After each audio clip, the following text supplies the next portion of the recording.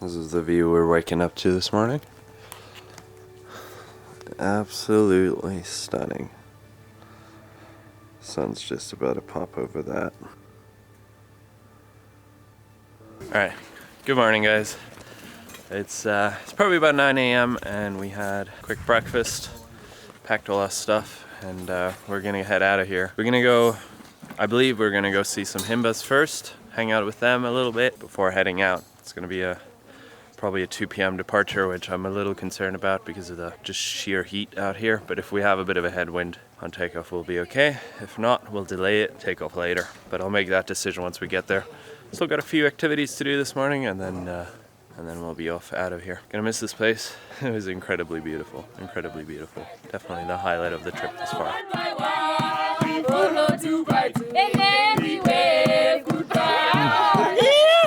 Yeah, Mumsy!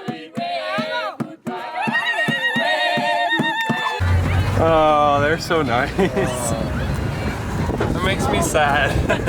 I'm actually like, yeah. That's the best, because that makes you want to come back to it. Yeah. When you're sad to leave a place, so.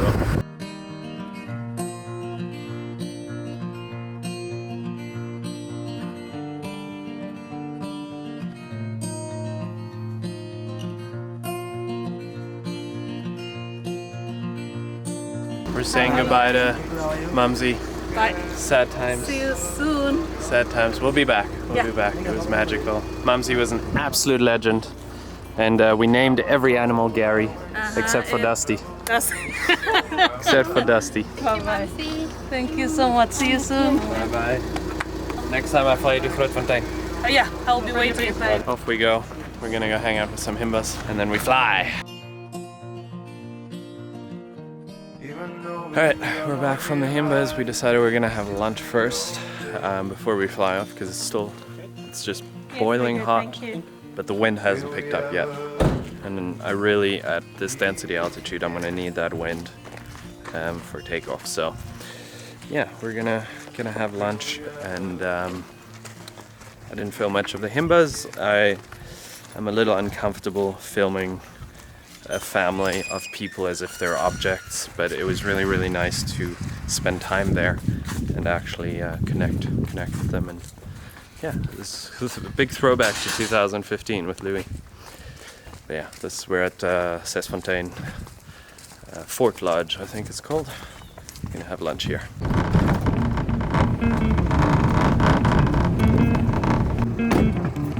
There she is, guys. There's a little bit of a wind already. I think by the time we're packed up, pre-flighted, and good to go, we'll have a bit of a wind. Taking off that way, descending terrain versus that way with the rising terrain. So yeah, I think it'll be fine. The runway's long, so.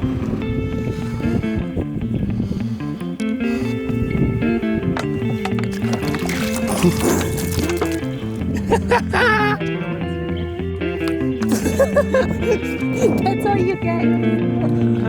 That's all right.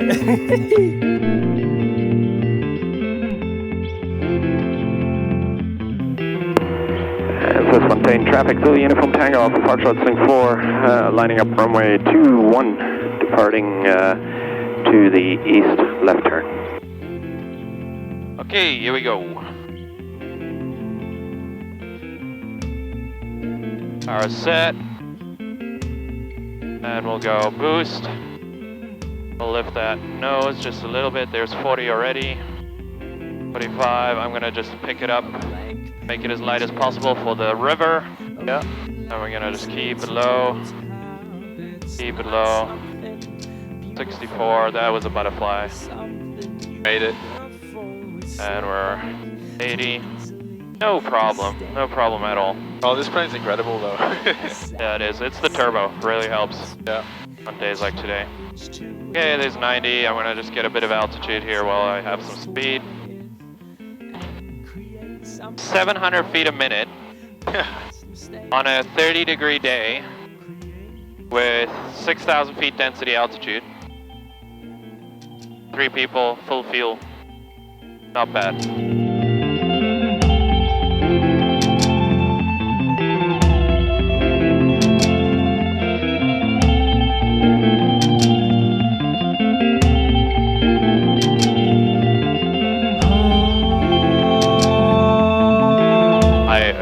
I said we should do a lot of flights this time of the afternoon, but yeah. I think we should try and fly a little earlier. With this lodge, it was a little harder because the airport was an hour and a half drive away, so. But anyway, it's hot. I think Carmen's probably dead. Oh, you dead? Are you okay? Yeah. I think the fact that I drenched her in the water bottles may be helping a little. Working hard out here today. Not the easiest of flights, but we'll manage. Oh, I realized we actually haven't done a proper intro for you. You've never done one for me. Well, okay, since we're 9 days into this trip, or 10 days, or whatever it is, let me introduce you guys to everyone. This is Tio. Hi. Tio Morabito. Have we done an intro? I don't think so. We haven't. Okay. Tio's a patron of mine. He's part of the Explorer Club. I met him in 2017 during the Round the World flight in Bali. And after that, he started learning to fly. And he's about 25 or 35 hours into his flight training. And since he's part of the Explorer Club, I thought it'd be great to invite him out here. The Explorer Club is a tier on my Patreon, by the way. I thought I'd invite him out here to come fly and experience some real-world problem solving and, you know, I would say marginally risky flying because of the, you know, the terrain that we're dealing with and stuff. So yeah, we kind of vibe. We have a lot of similar interests, drones and cameras and all that good stuff, and now airplanes. So it was kind of a natural choice, and now he's here. He's French, by the way, if you wanted to know that. And then that's, what's your name? Kidding. That's Carmen. She's Austrian, but now lives in New Zealand. She's a wicked travel photographer and wickedly awesome human being.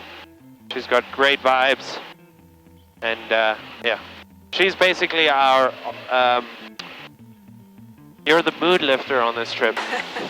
Like when we're all getting grumpy and hot and sweaty and she's nearly dying, she still manages to cheer us up. So grateful to have an awesome group of people on this trip. Very quickly turning into the best trip of my life. So anyway, we're gonna fly past the Etosha Pans, which we're actually over the Etosha National Park already. As you can see, not a single road in that direction. And this is Namibia's largest national park, I'm pretty sure. Nope, actually the Namib is. But it's probably in terms of wildlife, it's the best. So yeah, happy to be here. I really am struggling to maintain altitude. The amount of thermals. Anyway,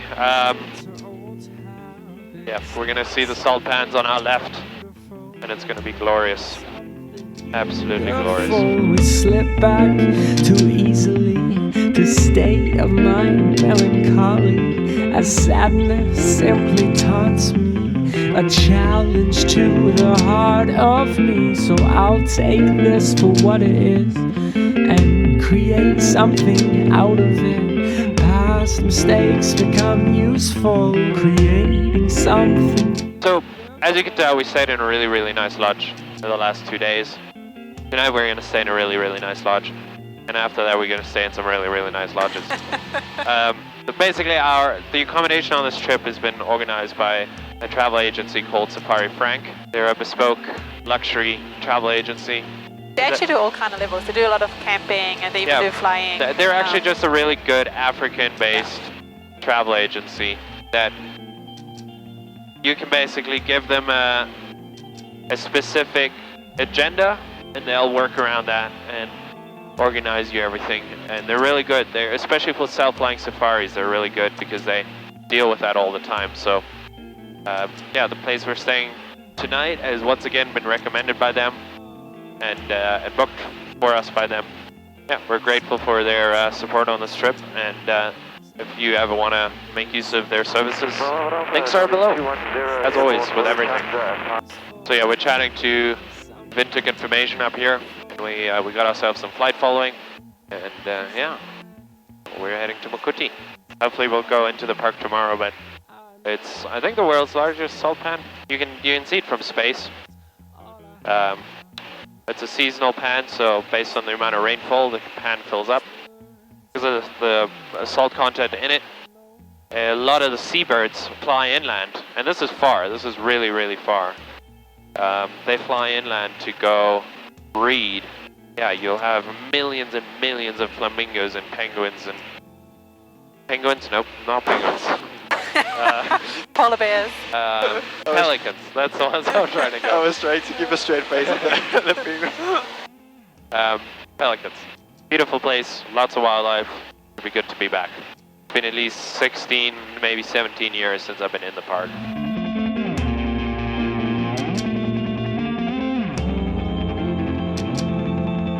So yeah, we're gonna fly overhead, do a left-hand circuit. Well, while we fly overhead, we're gonna check the wind, and then we're gonna decide which circuit we fly. I'll point that out to you. But we're gonna fly around. We're gonna come do a runway inspection. So the first runway inspection is gonna be about 200 feet above the ground.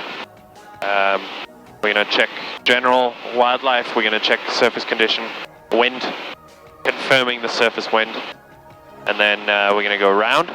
We're gonna full power go around, and then come back for another runway inspection. This time it'll most likely be into the wind because we'll have established what the wind direction is on the first pass. And then we'll do a much lower runway inspection to inspect the actual physical close-up condition of the runway. And we're going to point out any rivers or any ridges or trees or anything in our way. Make a visual thing. The other thing is when we're flying overhead, I want you to look out for power lines. Yep. If there are any on either end of the runway, and yeah, and everything to that extent. What I also like doing when I go into a new airstrip is I know I'll be flying out of there. So while you're in the air, try and pick out a few landing spots for when you are leaving, because it just helps. It makes life a little bit easier when you already have something picked out.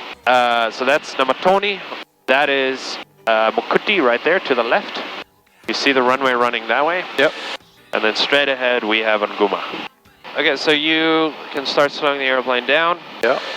Fly out there. And then start a normal circuit. Traffic on Nguma. Selena from takeoff for Foxtrot Sling 4 overhead the field. Doing a left-hand circuit for low-level runway inspection. And we'll be rejoining the left-hand circuit. Full Comax, left downwind. So one thing you gotta do when you don't have power on an airplane, when you turn, nose down. Yeah. Because the moment you turn, you're slowing it down. So you want to make sure you can carry that energy into speed. Okay, slow it down. Power back. All the way back. Okay. Beautiful. Good job, man. Really good. Alright, so as we level off, you're going to bring the power back in to about 80%. So don't look at the speed or anything, just fly outside. The power back in. So the runway does look rough, very rough. So we're going to touch down here. Okay, power, full power. And lots of animal dung and stuff here.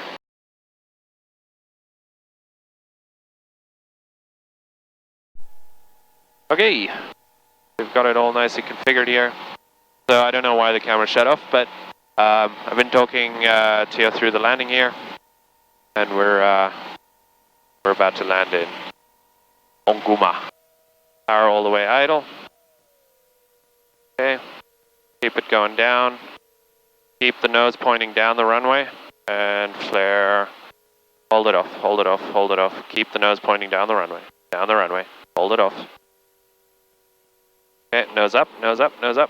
You're putting it down too early still. It's still flying. You see, if I want to lift it off, it's still going to fly. Okay. So you're putting it down way too early. I've got the airplane. You've got the airplane. Welcome to Nguma. The beautiful Makalani trees.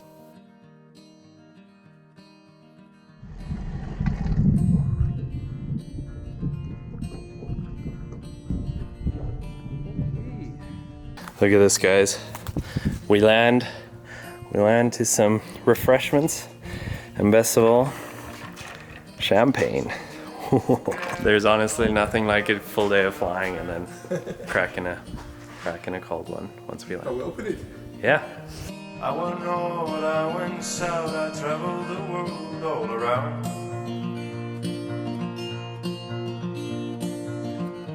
Alright, we put Puma away for the next 2 days. She's gonna chill right here. Beautiful, beautiful hangar at this lodge. This is where I was born. I was born about probably 45-minute drive from here. So definitely, and I haven't been back in a long time. Very much feel connected with this part of the world too. So it's good to. It was really good to be here. Really, really good. And, I look forward to seeing some elephants and wildlife and the whole lot. Will we ever meet again?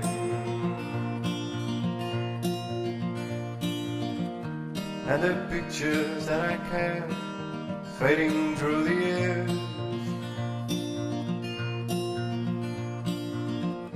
are just pieces of a jigsaw I don't understand. And I remember you biting in the moonlight, but the pain growing inside was winning the fight. Will we ever meet again?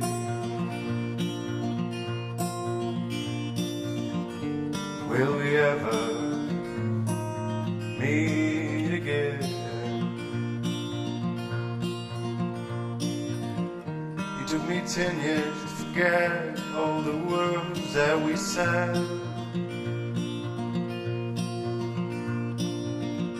It took me 10 years to understand life and death. Will we ever meet again?